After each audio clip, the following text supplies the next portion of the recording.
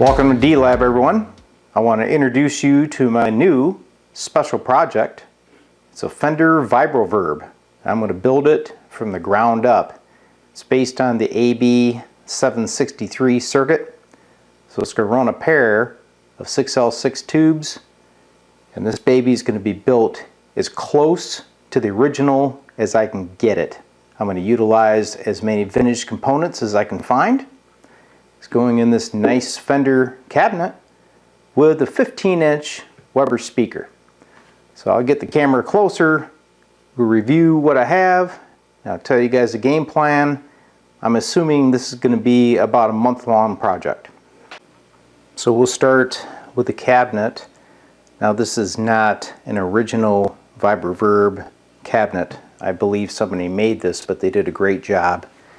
Has the little decal inside for the tube lineup, but that looks like it's been glued there, but it still looks pretty good. 15-inch speaker with the mounting studs on the baffle board, which looks like birch. Let me flip her around here so you can see the front.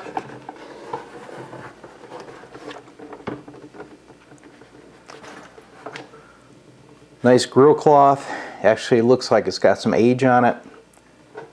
The mounting hardware is all here for the chassis. So the cabinet was a great start to the project. So I was also able to acquire classic tone transformers before they went under. Good thing. So this is the power transformer they specify for the VibroVerb, and here is the massive output transformer. This is an 8 ohm output, which matches the Weber speaker. My little reverb driver transformer, also classic tone. The choke I purchased from Mojo Tone. And of course it's going to have the spring reverb, which is Accutronics. So now let me show you the chassis and the other components for the project. So we'll start with the chassis. Metal construction. Everything's pre-punched, which is nice. The only issue I had was the hole pattern for the power transformer did not quite line up. They were about 1/4 inch off. So I took this on the milling machine and just slotted them. So now this transformer fits right down in there. The actual opening was correct. It's just the spacing between the mounting studs was not. So no big deal. So the output transformer mounting holes line up, as well as the choke and the reverb transformer. So all that was cool. The only thing I had the issue with was the power transformer, but no big deal. Now to make this thing even more to the print, I made up these brass ground planes, okay? So on the older Fenders, they always had these brass plates where your grounds would solder to. And I want to maintain that because grounding on these amps is critical. Fender did this for a reason, guys. You don't see it on these new kits, probably because there's more expense to making these custom plates and having the holes line up with the chassis. But I was able to acquire some nice 10,000ths brass, put it in here, scribe the holes, made the cutouts. So that will be a big bonus for the build. I also acquired these nice eyelets on fiberboard. So this is for the main preamp and driver section. Got the little negative bias rectifier board, and of course the board for the filter caps. And they all had the little insulated backing, just like original. That's what I was after for this project. So I'm trying to keep everything as close to the vintage look as possible. The person that I'm building this for bought himself the front panel artwork from Mojo. This rear panel, I believe he bought online from some other source, which I'm not aware what it was, but it's here. My wife donated a muffin pan for my miscellaneous parts. So I've got some coupling caps here, miscellaneous hardware. Going to utilize F&T filter caps.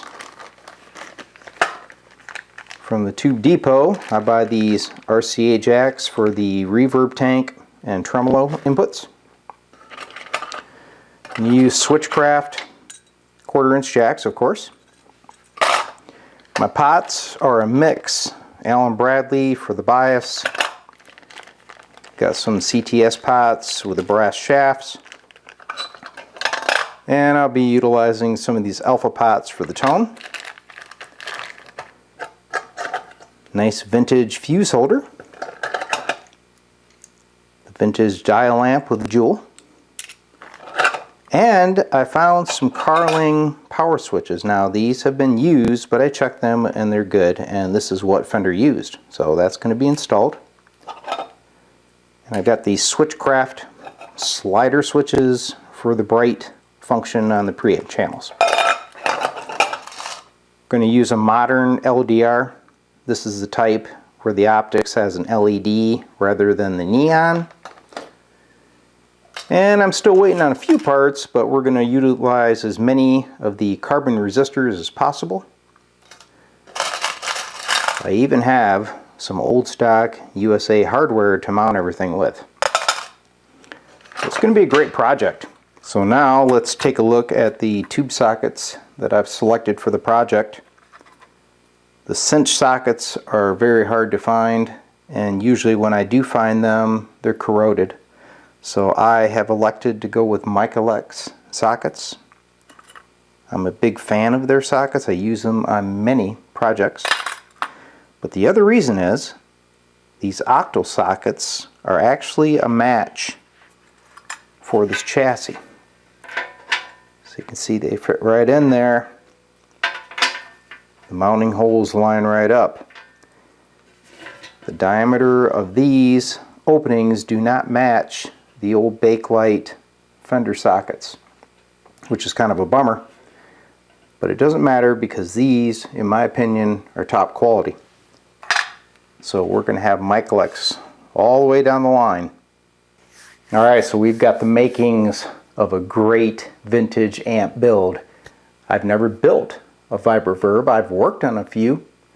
I know what the originals cost, and this one won't even be close to that. So I'm actually building this for Wyatt Kelly.